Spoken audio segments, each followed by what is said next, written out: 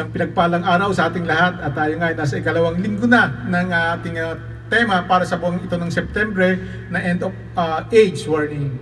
At sa ngayon, ang ating pag-aaralan at ating babahagi ay ang tungkol sa Third Temple. So pag sinabi natin Third Temple, syempre may First at Second Temple yan. Pero tingnan natin, alamin natin ngayon. At ang ating yung verse for sa araw na to ay makikita sa 2 Thessalonians chapter 2, umpisa sa verse 1. Basahin natin, ang sabi dito, "Now, brethren, concerning the coming of our Lord Jesus Christ and our great gathering together to Him, we ask you not to be soon shaken in the mind or troubled either by spirit or by word or by letter, as if from us, as though the day of Christ had come." Verse 3, "Let no one deceive you by any means, for that day will not come unless the falling away comes first, and the man of sin is revealed, the son of perdition, who opposes and exalts himself above all that is called God or that is worshipped, so that he sit as God in the temple of God, showing himself that he is God." Yes, O Lord, salamat Panginoon sa salita mo. Salamat Lord sa sandaling ito, O Lord God, na ikaw ay makakapiling namin habang kami Panginoon ay nagninilay sa iyong mga salita. Hayaan mo, O Lord God, ng iyong dakilang kapangyarihan ay sumaamin sa pamamagitan ng mga salitang ito, at nawa ang mga salitang ito ay magdulot sa amin, O Lord God, ng pagbabago. Sa lahat ng makakarinig ng mensahe mo, O Lord God, nawa Panginoon ay kumilos ang iyong banal santong Espiritu upang sa aming mga sarili ay makitaan ng mga pagbabago sang-ayon sa salita na ituturo sa araw na ito, O Lord. Panginoon, maraming salamat sa pangalan ni Jesus. Amen. So siguro naririnig na natin ang tungkol sa templo or sa templo sa Israel. Ang maraming katawagan dito, sabi iba, Temple of God or Temple of the Jewish Temple. So ganun. At nung magpunta nga kami nung last year sa Israel, nakita namin yung natitira na lang na bahagi ng templo. At ito nga yung pader na lang, hindi pader ng templo, kundi pader ng labas ng templo. So talagang gumuho na yung templo. So ngayon, titingnan natin, ano bang relevance ng templo na yan sa buhay nating mga Kristiyano? Ano bang relevance yan sa buhay ng mga manggagawa ng ating Panginoon at ng mananampalataya? So tingnan natin kung ano magiging kahulugan nito, or ano ba ang halaga nito sa ating mga buhay. At ganoon din naman, dapat maging aware din tayo sa mga warnings or sa mga pangyayari, mga bagay-bagay na mga signs, mga signal ng huling panahon. At ating sapagkat ito magdudulot sa atin upang tayo maging handa sa pagdating ng ating Panginoon. So kung titingnan natin, sabi nga, the third Jewish temple gives us the decipherable clue towards the beginning of the Great Tribulation. Kung saan, itong pagkakaroon or pagtatayo ng pangatlong templo, ito yung nagbibigay sa atin ng senyas or ng signal na talagang darating na yung Great Tribulation or yung matinding paghihirap, pag-uusig. At kasunod na niyan ang pagbabalik ng ating Panginoon. So kapag ito ay nakita natin, narinig natin, nabalitaan natin na ito itinatayo na muli, dapat talaga tayo maging handa na. Dahil sabi nga, kapag ito itinayo na, sandaling panahon na lang na pagkakaloob sa dun sa ang tawag nga natin diyan ay yung kumakalaban, yung Antichrist, kumakalaban sa ating Panginoon. Bibigyan siya ng sandaling panahon upang maghari dito, upang mamayani dito, at sa isang iglap, after that time, the certain period of time ay matatapos na sapagkat babalik na ang ating Panginoon. So in the process, sabi nga, we should be aware and ready to leave everything that we have. Kaya huwag tayo, dapat, kasi alam naman natin na kapag tayo nawala, kapag tayo ni-rapture, kapag tayo we were caught up in the air ng ating Panginoong Hesus, wala tayong madadala, wala tayong mabibitbit. So kung nakapanood kayo ng yung mga pelikula The Left Behind, kung saan nagkaroon ng rapture, kahit yung suot na lang damit na iwan, di ba? So wala talaga tayong madadala. Kaya ang sabi nga, huwag nating masyadong i-attach yung sarili natin sa kung anong meron tayo dito. Yung, di ba, tayo halimbawa, sa ngayon, aminin na natin, hindi tayo makaalis ng bahay na naiwan yung cellphone. Pag nasa pintuan na, babalik at babalik. Hindi tayo makaalis ng bahay kapag hindi dala yung wallet. Di ba? Hindi tayo makapaggala kapag hindi kasama yung mahal sa buhay. So yung mga ganung bagay na masyado tayong attached, hindi tayo nasa labas na ng bahay, babalik, hindi na ilak yung pinto. Diba? Yung masyado, ang iniisip natin yung mga bagay dito at talagang mahalaga sa atin. Subalit, ang sabi nga, kapag dumating na yung panahon na tayo ay kukunin na, ni isang bagay, wala tayong madadala. Kaya sabi, huwag tayo magpaka-attach kasi baka yung pa ang maging dahilan upang hindi tayo sumama sa pagkuha ng ating Panginoon. Kasi ayaw natin o hindi natin makakaya na iwanan kung ano man yung napamahal na sa atin dito sa lupa. So kaya sabi nga, we need not be engrossed or have too much attachment on the things of this world. Rather, we need to embrace our purpose and fulfill it. So mas mahalaga na gawin natin na lang ang ating yung purpose ay binigay ng ating Panginoon kesa magbuhos tayo ng so much time and so much emotion doon sa mga bagay na nandito lang sa lupa. Alam naman natin temporary lang. So tingnan natin ang itong templo, ikatlong templo, ito nga isasabi na this is the temple that is in the center of all Jewish culture. Kumbaga, yung mga Israelita, yung mga Hudyo, doon na nakasentro ang buhay nila sa templo na yon. Sa templo ng ating Panginoon. At sabi nga, lahat ng kanilang tradisyon, lahat ng kultura nila, lahat ng sistema nila, yung relihiyon nila, lahat doon nakabase sa templo. So tingnan natin, sabi nga na, ibig sabihin, hindi kumpleto ang buhay nila nang wala yung templo. At ang sabi nga, the Jewish temple is the meeting place. Ito yung pinakatagpuan ng mga tao at ng ating Panginoon. Na kung saan, doon sa templo na yon, doon ay sila ay nananalangin, sila ay nagsasakripisyo, sila ay nagtatanong, nag-i-inquire sa ating Panginoon, at doon din naman sila nakakatanggap ng mga instruction ng ating Panginoon. So kung makita natin, even on the Old Testament, na ang mga Israelita, bago talaga gumalaw, ay sila ay talagang nananalangin muna. At ang ating Panginoon ay tumutugon talaga. At doon sa templo, nagaganap yun. Yung pananalangin, pag-sacrifice, yung pagdulog, at ang pagsagot ng ating Panginoon. Kaya, sabi nga, yung ikatlong templo ay muling itatayo. At sabi ay, ito yung hudyat. Pag naitayo na yan, lalabas na yung papakita na yung Antichrist. So tingnan natin, ano na bang tingnan natin sa video sa ngayon, ano na ba yung status ng pagtatayo ng ikatlong templo?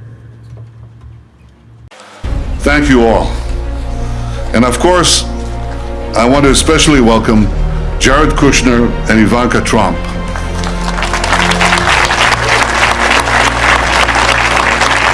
Your presence here today is a testament to the importance of this occasion, not only for the Trump administration, but in a very personal way, for you. For you, each of you, for the pursuit of peace, and for President Trump himself. Thank you.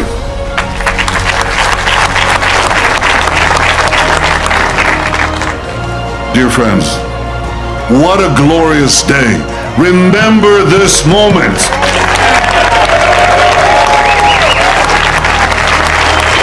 This is history. President Trump, by recognizing history, you have made history.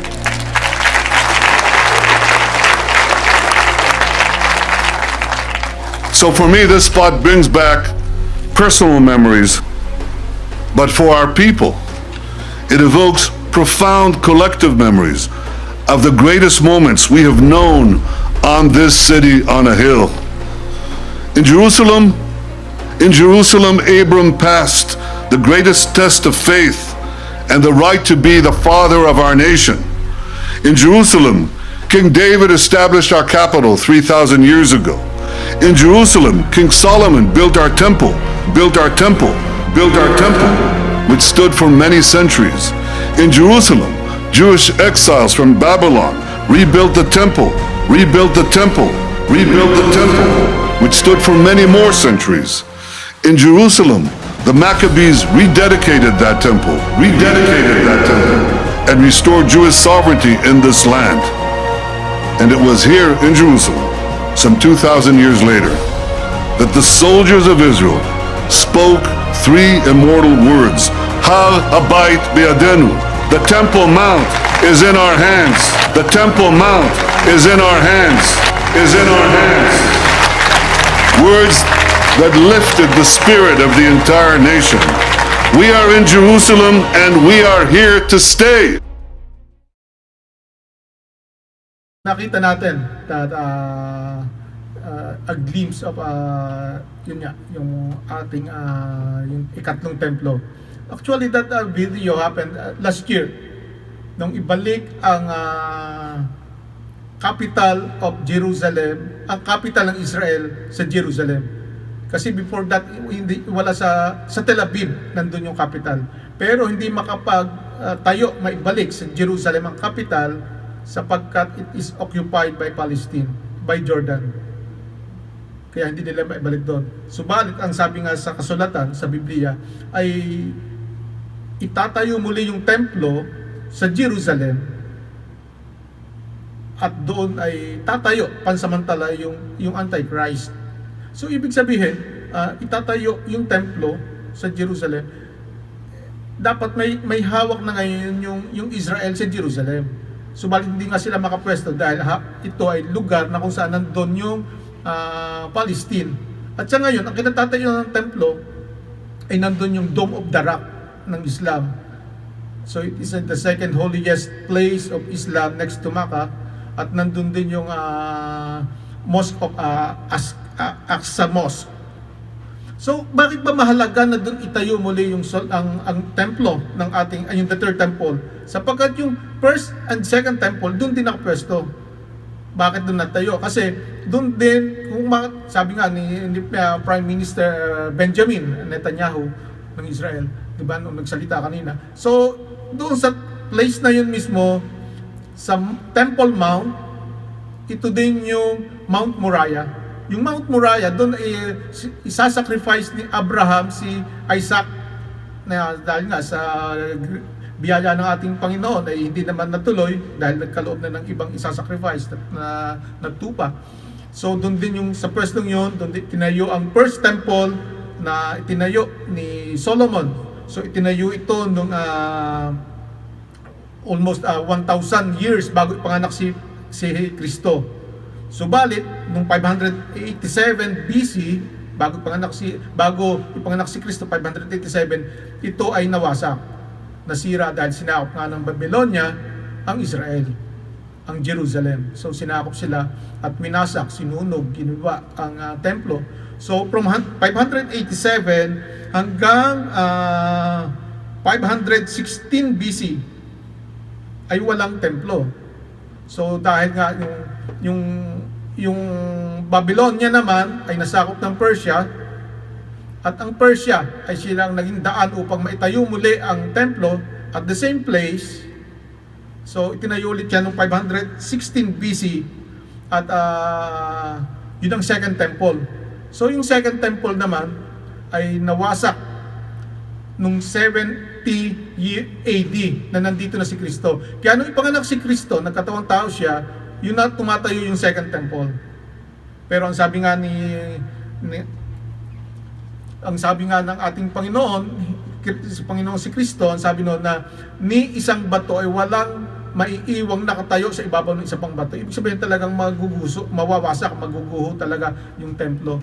So, yun nga ang nangyari, 70 AD or 40 years after umakyat ang ating Panginoon sa langit, ay naguho muli, nawasak muli yung second temple. Sabi nga niya sa Matthew 24:2, sinabi niya sa kanila, nakikita ba ninyo ang gusaling iyan, yung templo? Tandaan ninyo, darating ang araw na wala riyang matitirang bato sa ibabaw ng isa pang bato. Lahat ay iguguho. So, anong nangyari doon sa, after nung ito ay maiguho, nung 70 AD, hanggang sa ngayon, walang templo ang Israel. At mahalaga yan sa Israel, mahalaga yan sa kanila, dahil dyan niya umiikot ang buhay nila. Kaya simula noon hanggang sa ngayon, ang kanilang ipapanalangin is, let the temple of God be placed doon sa lugar na yon, na muling maitayo sa lugar na yon. So yun lagi nilang panalangin sa the temple be built during our generation. Yun ang kanilang panalangin. At yun nga yung third temple na inaabangan. At dahil nga sa ito ay na-prophesy, ito ay sinabi na sa templong ito ay muling itatayo at pansamantalang maghahari ang Antichrist for 7 years. So, sabi nga, how does the third Jewish temple connect to our faith? Paano ba ito may kokonekta sa ating mga pananampalataya sa panahon ngayon? So, sinabi na the destruction of the second temple and the persecution of the Jews. Simula nung 70 AD na ito ay winasak at pinipersecute ang mga Kristiyano, nagkahiwa-hiwalay na ang mga Kristiyano doon sa Israel. Talagang hanggat maaari, mawala ang kahit isang Israel na nakatira doon. Yun ang ginawa ng Roma na namumuno sa Israel noong time na yon. Kaya ang karamihan sa mga Hudyo, karamihan sa mga Israelita ay naglakbay papunta sa Europa. So most of them nagpunta sa Europe, sa Russia, so ang iba sa Africa. Kaya nakita natin naghiwa-hiwalay. At ako'y naniniwala na ito ay sang-ayon na rin sa plano ng ating Panginoon upang ang mga Kristiyano, ang mga mananampalataya ay magkaroon ng hiwa-hiwalay. At nung ikalawang Second World War, ay si Adolf Hitler ay ginamit ng kaaway upang kanyang maipapatay ang 6 million of Israelites na nandun sa Europa. So pinatay yung 6 million, at after nung matapos ang digmaan, ng pangalawang digmaan pandaigdig, ay unti-unti na muling bumalik sa Israel ang mga Israelita. Paisa-isa, paggrupo-grupo, bumabalik sila, at hanggang sa ngayon ay talagang nagbabalikan pa rin. Subalit dahil yung nung 1947, 48 niya doon ay binigay ng UN na magkaroon muli ng State of Israel.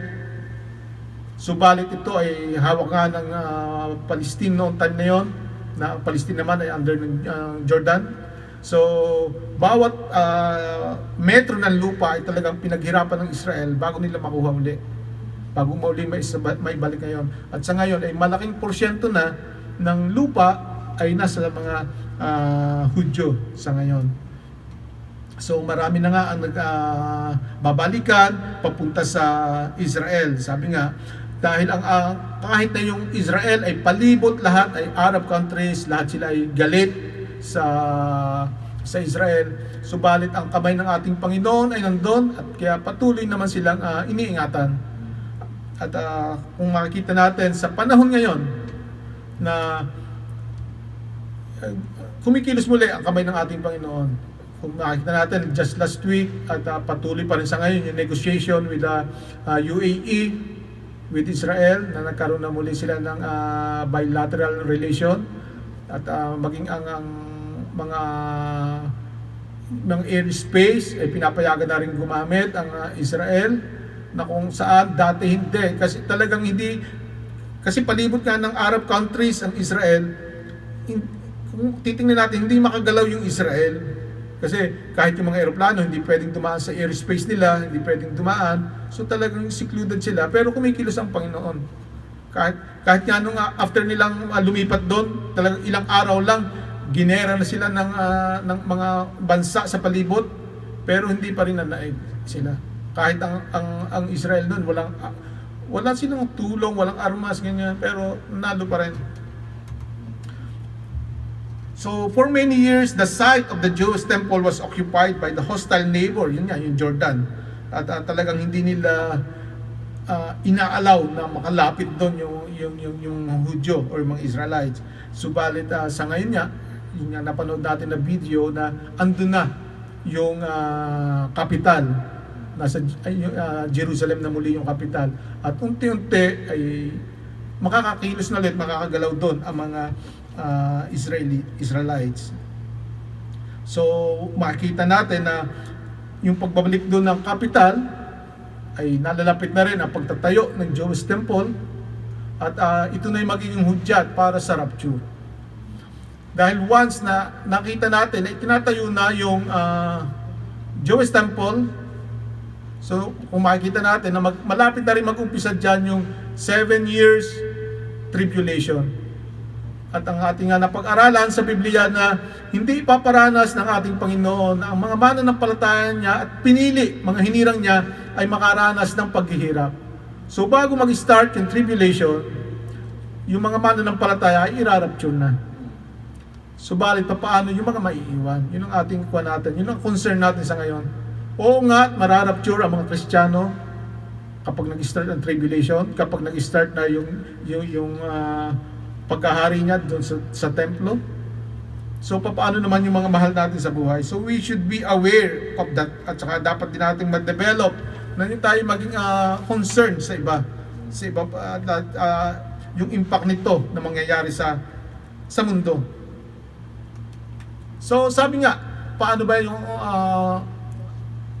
natin malaman yung mga senaryo na magaganap? So ang sabi, ang una nga, dapat we need constant readiness for the ingathering. So sinasabing ingathering dyan yung rapture. Dapat daw maging lagi tayong handa. Dahil sabi nga, di ba, ito ay magaganap parang magnanakaw na bigla hindi handa yung mga tao. So sabi sa 2 Thessalonians chapter 2 verse 1, mga kapatid, tungkol naman sa pagbabalik ng ating Panginoong Hesukristo at sa pagtitipon sa atin upang makapiling niya, nakikiusap kami sa inyo na huwag maggugulo ang inyong mga isipan o mababahala kung mapalitan ninyo na dumating na ang araw ng Panginoon. Huwag kayong maniniwala kahit sabihin pa nilang iyon ay pangaral o pahayag o isinulat namin. So, di ba? Kahit ng mga nakaraan, kahit ng mga bata pa tayo, naririnig na natin darating ang Panginoon, nandiyan ang paghuhukom. At meron pa nga ng mga time na talagang yung maraming naniniwala na may mga date pa, specific date na magaganap. Sa generation natin, nung year 2000, di ba? That will be the end of the year. Talagang naghanda ang lahat na darating na. Meron pa mga sekta, meron pa mga grupo na yung ibang year, di ba, yung naalala niyo yung sa Mexican calendar na September 12, 2012, yung mga ganon. Hindi ko lang alam kung September o October. Basta 12, ganon, ay talagang December 12, 2012. Yun daw, kasi yun ang end ng calendar, yung cycle ng calendar. So, ang sabi nga ni Apostol Pablo, huwag kayong basta-basta maniniwala. Maghanda lang kayo, pero huwag kayong maniniwala. Sinabi naman talaga sa Biblia, walang specific date na ibinigay. Pero ibinigay ay yung mga signs. At ang isa nga sa signs ay yung pangatlong templo. Yun ang ating abangan, yung the third temple. Kapag ito'y nag-start ng itinatayo, doon na tayo magtalagang one. Ito na yan. Malapit na talaga. Pero noong year 2000, wala namang third temple na itinatayo, di ba? Noong mga December 12, 2012, wala din third temple na itinatayo. Kaya itong malaki, sabi nga ito yung talagang palatandaan na ating makikita na talagang malapit na kapag itinayo na yung third temple. So the word rapture, thought not found, sabi nga, di ba? Although it is not found in the Bible, pero ang ginamit dyan ay yung ingathering. At ang sabi dito na we should be prepared. The believer should be prepared for the glorious hope, blessed hope, glorious hope. Ito nga sa tawag na glorious hope ay yung pagbabalik ng ating Panginoon. At bago siya bumalik, tayo muna ay dadagitan. We will be raptured. Sabi nga, rapore, from the Greek word na rapore, na tayo ay ikakatch up, parang hihigupin, hihilahin, papunta sa kalawakan. At doon natin makatagpo ang ating Panginoong Hesus. So bago siya bumalik, tayo muna ay kukunin. Bakit tayo kukunin? Sapagkat magaganap dito sa lupa ang persecution. So, tatanggalin muna yung mga mananampalataya para hindi magranas ng paghihirap sa persecution na gagawin ng tawag doon? Yung Antichrist. Yung Antichrist na actually, dinescribe nga sa Daniel yung magiging character ng Antichrist eh. Ang sabi doon, siya ay manggagaling sa isang bansa na hindi gaano kilala, na hindi gaano tanyag. Siya ay nung una hindi siya kapansin-pansin, subalit siya ay mayroong angkin na nagaling. At ang ipapakita nga doon ay siya ay may mga gagawin na mga himala. May patay na mabubuhay, tapos siya ay lapitin ng tao at tutulong at he can command. So, yung mere presence niya ay talagang mapapasunod niya lahat ng mga tao. At siya nga ay mag-upo doon sa templo ng Panginoon at siya ay aariin niya ang sarili niyang siya yung Panginoon. At ang lahat sa kanya ay susunod at kaya nga sabi nga meron nga binanggit sa Biblia na the great falling away. Bago bumalik ang ating Panginoon, mayroong great falling away. Kasi marami na kahit mananampalataya ay mapapaniwala, madideceive nitong Antichrist. Akalain nila na siya na yung Panginoon, na siya na yung si Kristo. Kasi yung mga himalaan na gagawin at mapag-iisa niya ang mundo. Kaya nga, there will be a one world government. Yung napag-aralan natin nung last week na there will be a one world government, na sabi nga ay sa ngayon ay nandiyan na yung one world government. Subalit hindi pa nagpapakita yung Antichrist. Pero yung the government na hahawakan niya ay andyan at established na. Kaya naman marami na mga influence. Kumbaga, 'di ba sa Facebook, marami mga influencer, mga vlogger influencer upang ma-influence yung mga tao. So nandiyan na rin yung influencer ng Antichrist na gusto niyang ipakita na normal na. Yung kasalanan, normal na yan. Yung kasalanan, acceptable na yan. Yung same-sex marriage, normal na yan. Yung away-away, normal na yan. Yung galit, normal na. So, yung influence niya is talagang nino-normalize na ang mga kasalanan. Nino-normalize na yung kamalian. Kaya, sa ngayon, masasabi natin, andyan na. At sabi nga dito, the scripture indicates that this surprise event is to be preceded by the revealing of the Antichrist and its head. So pag itinayo na nga yung third temple, so yung lalabas na rin yung Antichrist. We have reason to believe that the government that would be used by Antichrist has already been existing.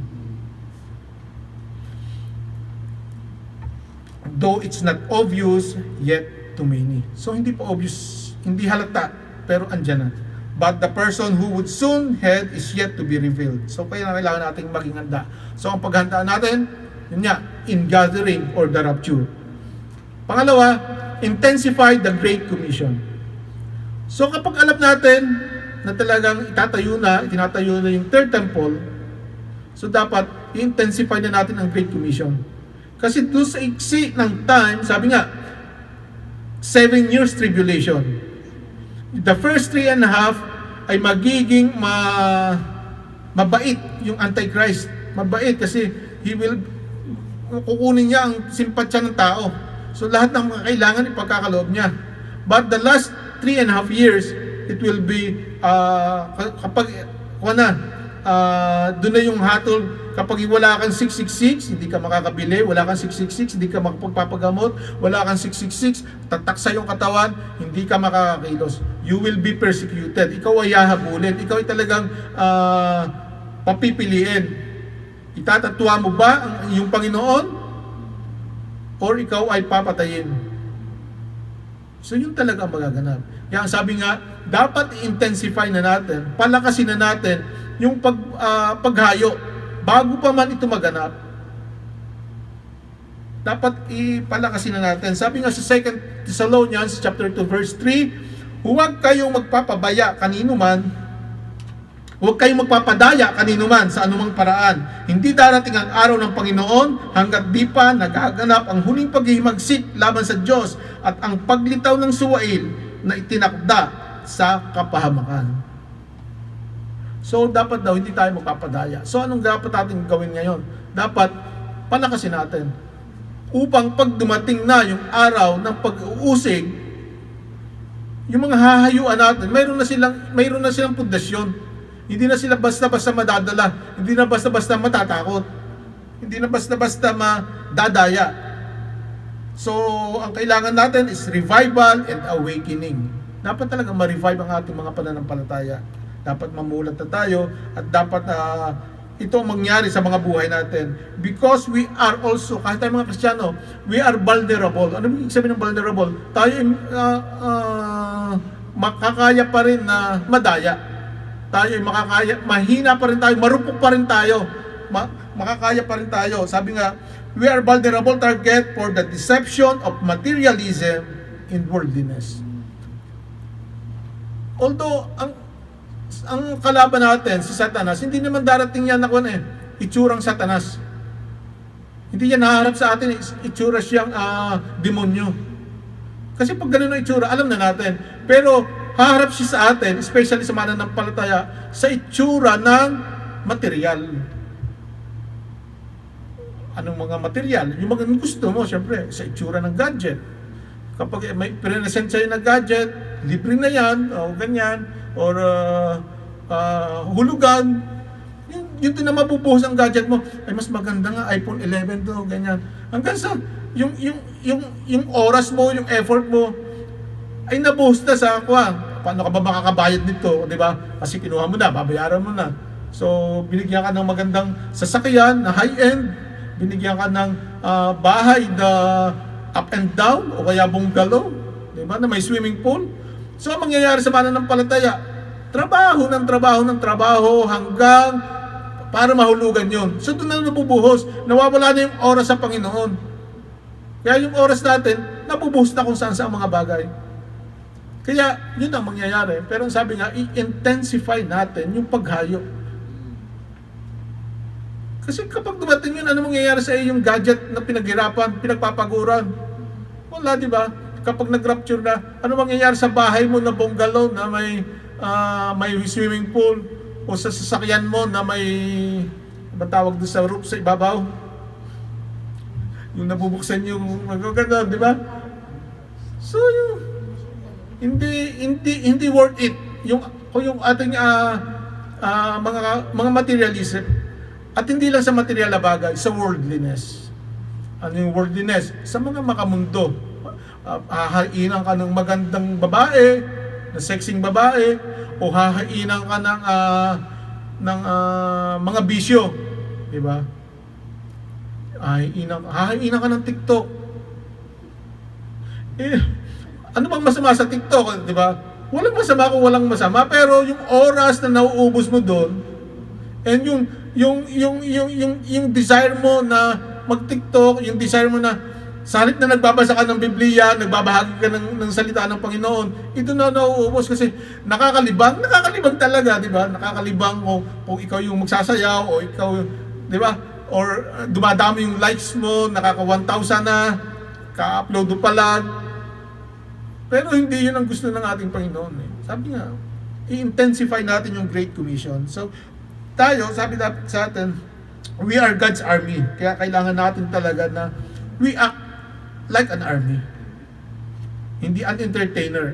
Hindi tayong para doon. Sabi nga sa Mateo 24:14, ipangaral sa buong sanlibutan ang magandang balita tungkol sa kaharian ng Diyos upang magsilbing patutuo sa lahat ng mga bansa. At saka, darating ang wakas. So, darating talagang wakas. Subalit, dapat ito ang magaganap muna. Maipabahagi sa lahat ng bansa ang pangaral tungkol sa ating Panginoon.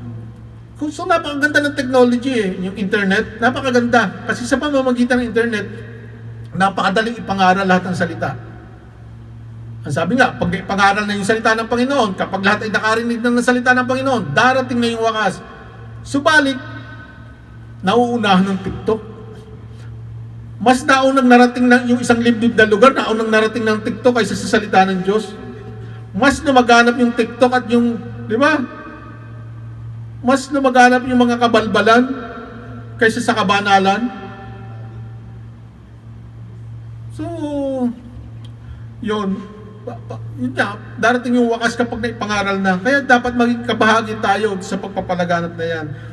Sabi nga sa Mateo 28, mula sa verse 19, kaya tumayo kayo, gawin ninyong alagad ang mga tao sa lahat ng bansa. Bautismuhan niyo sila sa pamamagitan ng Ama, ng Anak at ng Espiritu, at turuan ninyo silang sumunod sa lahat ng iniuutos ko sa inyo. Tandaan ninyo, ako'y laging kasama ninyo hanggang sa katapusan ng panahon. So napakaganda naman ang pangako ng ating Panginoon. Siya ay lagi natin kasama hanggang sa wakas ng panahon. Subalit, ang sabi niya, humayo tayo. Gawin nating alagad. Alagad ni Kristo, hindi alagad ng TikTok. Ang dami ng alagad ng TikTok ng mga face up. Ang daming alagad na ng modern technology. Kahit yung alagad ni Kristo nakukuha na. May bago pa daw, avatar. Talaga naman. So, talagang, kaya ako naniniwala talaga that this Antichrist is already here. At yung mga alagad niya talaga, may alagad pala siya. Tayo sa alagad ni Kristo, yung Antichrist may alagad na rin. So yung alagad ng Antichrist is talagang, they are moving. At ginagawa nilang normal yung kasalanan. Kasi kung isipin natin, yung mga TikTok na naguhubad, siguro, nung 30 years ago o 50 years ago, hindi natin maisip na ito yung mangyayari. Hindi natin naiisip. Pero sa ngayon, hindi lang nangyayari, normal na. So, how much more 50 years from now? Yung sa ngayon, iniisip natin na hindi pwedeng mangyari. 50 years o baka 10 years from now, magaganap na. At, normal na. So, yun, talagang, parang mas malakas, mabilis kumilos ang alagad ng kasamaan kaysa sa alagad ng Panginoon. Dapat hindi ganun. Dapat ipakita natin, sabi nga natin, ang ating Panginoon ay makapangyarihan, ang ating Panginoon ay malakas, makatotohanan. Bakit hinahayaan nating mauna yung alagad ng kasamaan? So, ang sabi nga natin, intensify the Great Commission. Anong third point natin? Identify the culmination. Sabi sa 2 Thessalonians chapter 2 verse 4, itataas niya ang kanyang sarili at kakalabanin ang lahat ng kinikilalang Diyos at sinasamba ng mga tao. Uupo siya sa templo ng Diyos at magpapakilalang siya ang Diyos. So yan yung culmination, yan yung kaganapan, yan ang sukdulan ng gagawin ng Antichrist, na siya ay uupo sa templo at siya ay uupong Diyos at magpapakilalang Diyos. At sabi nga, sa Biblia, kung makikita natin sa Matthew 24 na yung templo, the Jewish temple itself, the third Jewish temple na itatayo, ay ito ay gagamitin ng Antichrist sa paghahari ng kasamaan. At i-desecrate niya yung templo. Kumbaga, bababuyin niya yung templo. So lahat ng kasamaan ay doon niya gagawin. So yun ang sukdulan ng kanyang kasama. Kaya dapat ma-identify natin that even right now is lahat ng kasamaan ay nagiging normal. So ang sunod dyan is yung mga kabanalan na ginagawa ngayon ay kukunin yan, bababuyin. At baka yan ang lumabas sa sumunod na makita natin sa Facebook, ang pagbaboy sa mga kabanalan. At sa ngayon, hindi natin iniisip na magaganap, pero yun ay magiging normal kung ganito lagi ang kalagayan, kung ganito yung nakita nating sitwasyon ng mundo natin. So ang sabi nga, we should identify yung kaganapan ng mga mangyayari. Dapat nagiging aware tayo. Dapat hindi lang iniiwasan natin, dapat sinusugpo. Dapat yung isip natin ay hindi doon natin ifo-focus. Sasabihin na hindi man tayo gumagawa pero nagla-likes naman tayo sa mga iba, di ba? Yung mga ginagawa nila, nagla-likes tayo. Although hindi man tayo gumagawa pero we encourage them. Ay, ang galing. Ang galing ng ginawa mo, di ba? Dapat ipakita natin na kung ano ba yung katotohanan. So, sabi nga, by this particular verse, there comes the necessity for the Jewish temple to be rebuilt, where the Antichrist would sit and declare himself as God. We may still be here when the third temple ay i-rebuild. Pwedeng nandito pa tayo, or pwedeng mas mauna yung pag-rapture. So, kahit alin sa dalawa yung mauna, dapat lagi lang tayong handa. At dapat hindi tayo maging attached sa mga bagay dito sa mundo. Hindi tayo attached sa nangyayaring panibagong new normal culture. Ano yung mga new normal culture? Yung pagiging, okay naman yan. Okay yan lahat ng ginagawa. Okay yung ginagawa mo, marami kang likes eh. Okay naman yung kabalbalan mo ginagawa kasi marami kang napapasaya. Okay naman yan. Kasi nagdadagdag to ng moral sa iyo kasi tumataas ang iyong ang paniniwala sa sarili pero bumababa naman yung dignidad. So, dapat yung mga new normal na nagaganap na pagbaba ng moralidad ng tao, lalo pa ng mga Kristiyano, ay dapat makakuha natin. We should be aware of that. At hindi natin i-tolerate, hindi lang i-tolerate, hindi natin gagayanin, tutularan. So, para sa ating pangwakas, sa ating conclusion ngayon, sabi nga, when God prospered you and gave you so many things, don't compromise your salvation by being too attached to the things of this world. So, naniniwala ako na pinoprosper tayo ng ating Panginoon. Hindi lang sabay-sabay, merong mga nauna, merong nahuli ang unlad niya sa bawat isa, pero ang mga Kristiyano ay talagang nasa plano niya na pagpalain. Pero sabi nga, habang pinagpapala daw tayo, huwag tayo masyadong maging attached sa mga pagpapalang yon. Yung pagpapalang yan, ipinagkaloob lang ng ating Panginoon for us to use that one, for us tayo maging daanan lang, tayo ay magiging mga steward lang ng mga pagpapalang yan. And for those pagpapala na ibahagi natin sa mga kapwa mananampalataya at sa mga nangangailangan. Hindi para ipunin at hindi para di ba nakita natin sa Biblia yung isang mayaman na ang pagpapala niya ay sobra-sobra, hindi nakasya sa kanyang ipunan. Sabi niya, wawasakin ko itong ipunan ko, magpapagawa ako ng malaki at mas malaki pa, at kahit habang buhay na akong pahaya-hayahay. Yan, nung nangyari nung ipagawa, kinabukasan ay binawian ng buhay. So, ganun din naman yung nangyari yung sabi natin last week, yung asawa ni Lot, di ba? Sinabi na nung anghel na wawasahin ko na yung Sodom at Gomorrah. Umalis na kayo, lumikas na kayo. Huwag kayong lilingon. Bilisan nyo. Yung asawa ni Lot, anong ginawa? Lumingon. Bakit siya lumingon? Malamang may naiwan. Malamang gustong, may memories na gustong balikan. Ang sarap ng buhay doon, ang sarap ng mga pagkain doon, ang sarap ng, di ba? Ba't kami tatakbo dito sa bundok? Pinapupunta kami sa bundok, nandun na kami sa syudad. Sa syudad, accessible ng lahat, di ba? Ang kasiyahan, andun na ang lahat ng pagkain, andun lahat ng liwanag, andun lahat. Tingnan ko nga ulit ng isa pa bago ako talaga dalhin sa bundok. Ayun, paglingon niya, naging asupre siya at naging asin. Ito po. So, ganun din ang mangyayari sa wakas. Pag tayo, we will be raptured. Not all na mararapture, siguro'y masayang-masaya. There will be some na malungkot kasi may maiiwan. Naku, maiiwan ko yung aking high-paying job. Doon na yung manager na kasi supervisor na ako yun. Ipopromote na ako. Huwag muna mag-rapture. 6 digit na yung swahod ko eh. Isang level na lang, di ba? Yun na, di ba? Ikakasal na ako next week eh. Ba't ba magra-rapture sa kanalan? So, hindi lahat talaga nandun yung kagalakan.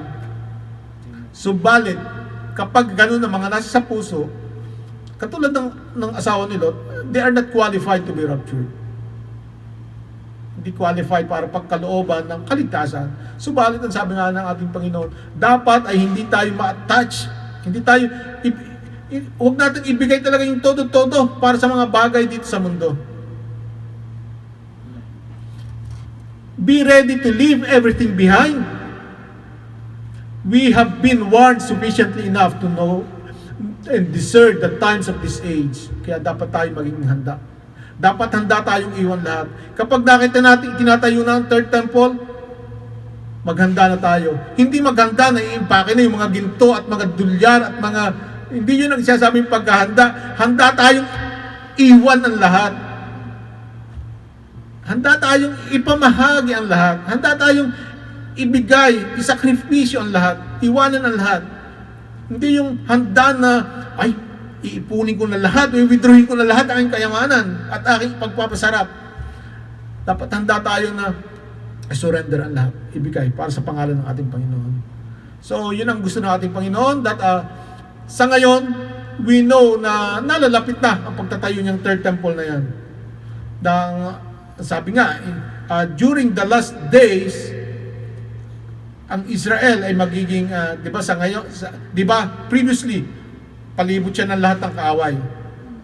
Pero sa pagdating ng age, siya ay magiging tagpuan ng lahat. Siya magiging lungsod ng lahat dahil ito magiging one world government. So isa na lang yung gobyerno at doon nakatayo. Kaya yung mga nangyayari at nagaganap ngayon na nagkakaroon ng mga treaty between countries, na mga pakikipagkaibigan, pakikipagkomersyo, I do believe it's the start. Yung pagkakaroon ng embassy sa Jerusalem, it's the start. So malapit na talaga. So maghanda tayo at maging handa. Yun nga. At ang ating mga kinakailangan sa paghanda ay maging handa tayo sa rapture, i-intensify natin ang ating mga paghayo at i-identify itong the culmination na magaganap, yung sukdulan na mangyayari at magaganap. Kaya tumayo tayo manalangin sa ating Panginoon. Yes, O Lord God, salamat po. Salamat Lord sa iyong kabutihan. Salamat Lord sa iyong karunungan, O Lord God. Tunay nga Panginoon na kami ay iyong pinapaalalahanan na laging maging handa sa bawat sandali, O Lord God. Dahil ikaw ay muling magbabalik, O Lord God. Subalit bago nga po ang kaganapang yan, ay ito po magaganap na pagtatayo ng third temple. Panginoon, salamat Lord at nag-iwan ka ng isang babala, isang sign, O Lord God, na pwede namin makita bilang mga Kristiyano at mananampalataya na talagang malapit na ang pagdating mo, O Lord God. Nawa, Panginoon, manatili kaming laging handa, manatili kaming bukas ang aming pakiramdam at aming mga mata upang aming Panginoon mabatid ang mga kaganapan, O Lord God, itong sa huling panahon, O Lord. Panginoon, nawa, panatilihin mo kaming matatag at malakas, O Lord God, at nawa, O Lord God, lagi mo kaming samahan upang kami, Panginoon, laging nakapokus sa iyong anak na si Jesus. Lagi kaming nakapokus, Panginoon, sa kalangitan, O Lord God, at hindi po ito sa mga mapang-ingganyong bagay na nandito sa mundo, O Lord God. Bigyan mo kami ng katatagan na labanan, Panginoon, ang gawa ng kaaway at i-reject, Panginoon, ang mga temptations, O Lord God, sa aming paligid. Panginoon, kami po ay iyong samahan, Panginoon, sa bawat sandali, at nawa, Panginoon, ay manatili kami, O Lord God, na nag-aabang, O Lord God, for the glorious hope ng iyong pagbabalik, O Lord. Panginoon, maraming salamat. We give you the glory, we give you the thanksgiving and the adoration and praise. In the name of Jesus we pray. Amen.